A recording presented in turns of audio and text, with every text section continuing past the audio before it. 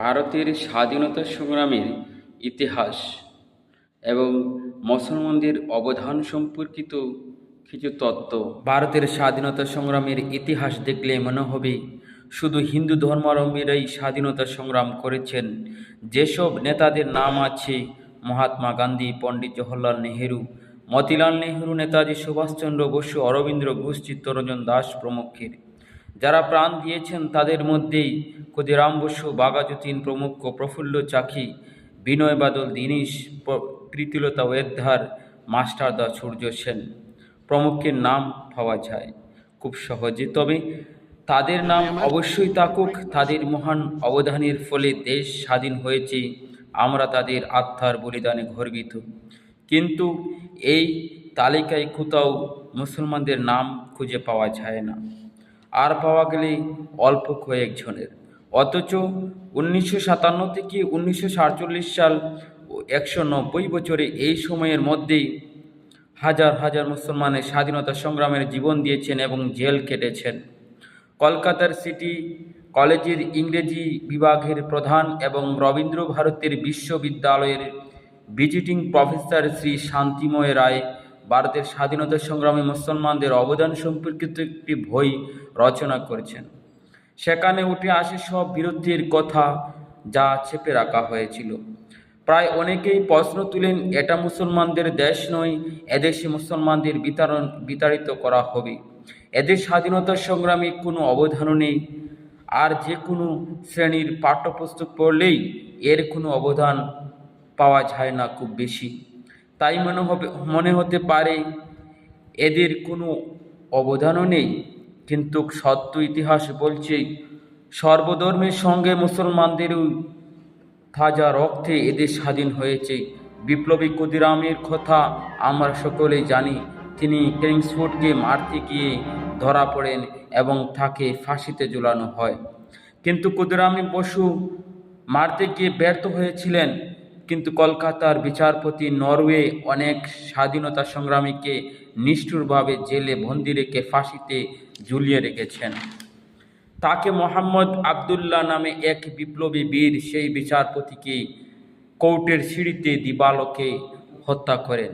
সময়টি ছিল 1871 সালের 20 সেপ্টেম্বর। আমরা কয়জন এই মোহাম্মদ আবদুল্লাহকে চিনি?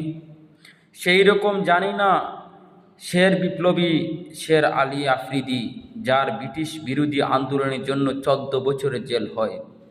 শের আলী আন্দামান জেল কেটেছিলেন। সেই সময় কুখ্যাত লর্ড মেও জেল পরিদর্শনে আসেন। জেল রক্ষীদের ফাঁকি দিয়ে চাকু হাতে দিয়ে নরওয়ের উপর ঝাঁপিয়ে পড়েন। সেই সময় লর্ড মেয়াতে প্রাণ হারান। তারপর সেই শের আলী বিচারে তার ফাঁসি হয়, কিন্তু ভারতের স্বাধীনতা সংগ্রামের ইতিহাসের পাতায় তার ফাঁসি হয়েছে। এরকম চেপে যাওয়া আরও স্বাধীনতা সংগ্রামী মৌলানা কাসিম সাহেব উত্তরপ্রদেশের দেওবন্দ মাদ্রাসাকে ব্রিটিশ বিরোধী আন্দোলনের এক শক্তিশালী কেন্দ্র হিসাবে গড়ে তোলেন। কিন্তু সেই মোহাম্মদ কাসিম সাহেবের নাম ইতিহাসের খুঁজে পাওয়া যায় না।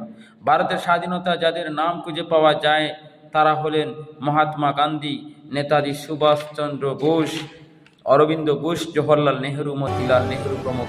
কিন্তু এদের সমতুল্য নেতা আতাউল্লাহ বুখারী, মৌলানা হুসেন আহমদ মাদানী, মৌলানা মাহমুদুল্লাহ হাসান দেওবন্দি এবং গোলাম হুসাইন প্রমুখ বহু দ্বারা দীর্ঘমেয়াদী জেল কেটেছেন। ইতিহাসের নাম নেই তাদের। ইংরেজ বিরোধী কার্যকলাপের জন্য যার নামে সর্বদাও ওয়ারেন্ট থাকত, সেই তবারক আলী হুসেনের নামও ইতিহাসে খুঁজে পাওয়া যায় না। তৎকালীন সময়ে সারা হিন্দুস্তানের কংগ্রেসের প্রেসিডেন্ট ছিলেন, যার সংস্পর্শে আসলে হিন্দু, বৌদ্ধ, মুসলিম নবপ্রাণ পেতেন। সেই হাকিম আকবর খাঁকেও লেখক বোধহয় ভুলে গেছেন।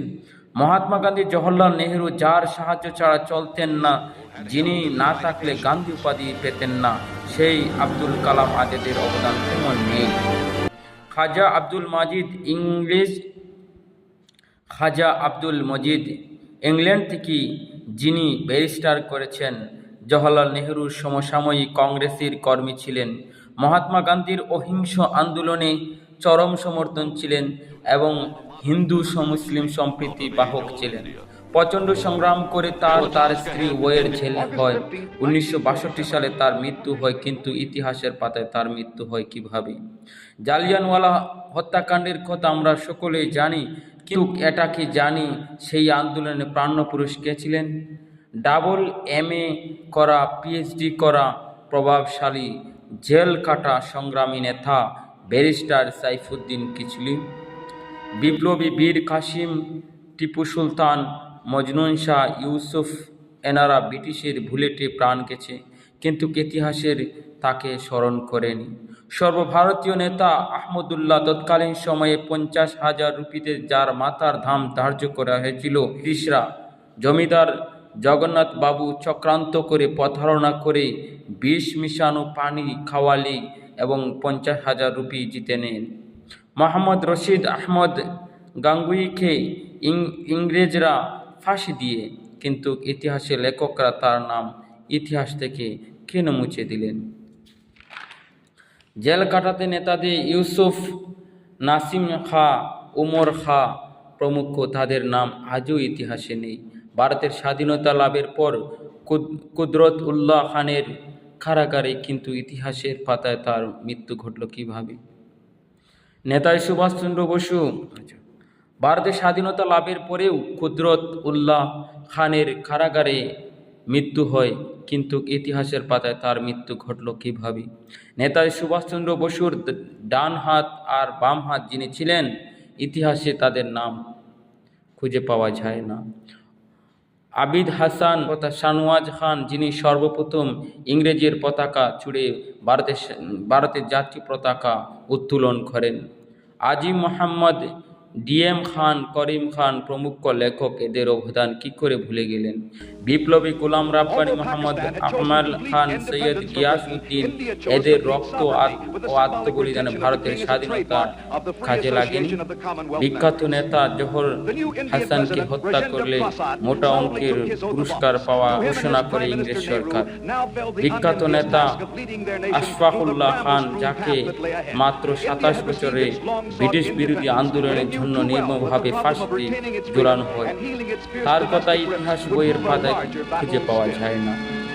এই নাম বলা হলো, আরও অনেক স্বাধীনতা সংগ্রামী আছেন যাদের নাম বলতে গেলে অনেক হবে।